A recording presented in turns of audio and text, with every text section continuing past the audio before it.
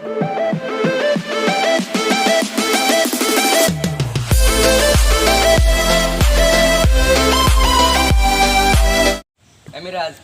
আজই খেলা হবে। সেদিনকে মতো ট্রেনিং করে দিস না, তোর আজ খবর আছে। ঠিক আছে আছে, খালি তোদেরও 3 জন, আমাদের 3 জন, এবার খেলা হবে। আর হ্যাঁ, সেদিনকে মতো বাইরে কাউকে আমরা আম্পায়ার থবো না। আমাদের দলের মধ্যে যারা ব্যাট করবে তাদের একজন আম্পায়ার থাকবে, বুঝতে পারছিস? হ্যাঁ। তো এবার টস করি। কি দিবি, সাপটা না ব্রিজ? ব্রিজ।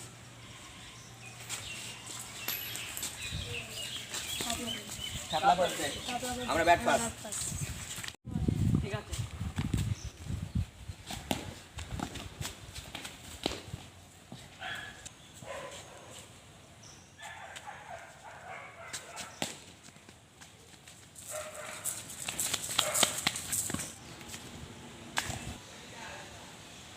তুই বলটা দিতে পারছিস নাকি? লেগেছে, মারলু, দাঁড়া এম্পায়ার হাসপাতাল করবি।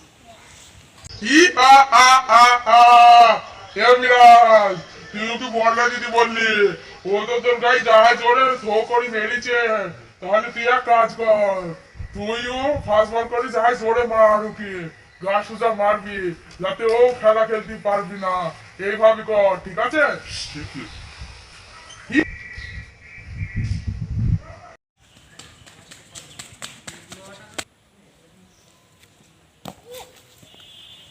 এই এ লাগনি তো, ওঠ ওঠ, লাগনি তো?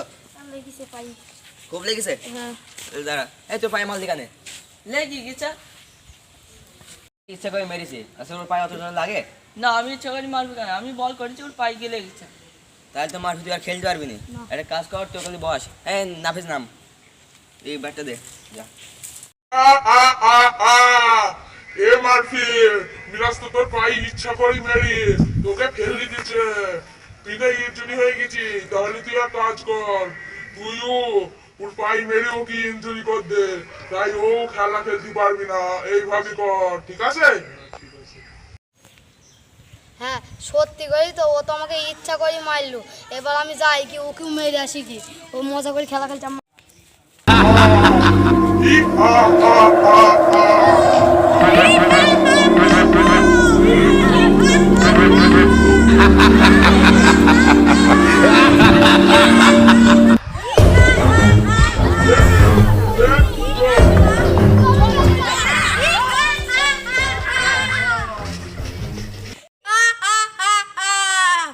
আজকে আমি ওদের খেলার মধ্যে ঝগড়া বেঁধে দিয়ে একজনকে মেরে ফেলেছি।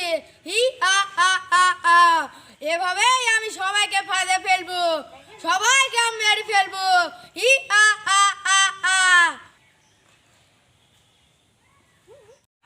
দর্শক বন্ধুরা, আমরা এই ভিডিও থেকে আপনাদের এইটাই বোঝাতে চেয়েছি যে কিভাবে শয়তান আমাদের খেলার মধ্যে মারামারি বেঁধে দেয়। তো আপনারা অবশ্যই এই বিষয়ে সতর্ক থাকবেন, খেলার মধ্যে কোনো সময় মারামারি করবেন না। আর এই ভিডিওটি যদি ভালো লাগে একটি লাইক দেবেন এবং অবশ্যই আমাদের চ্যানেলটিকে সাবস্ক্রাইব করবেন।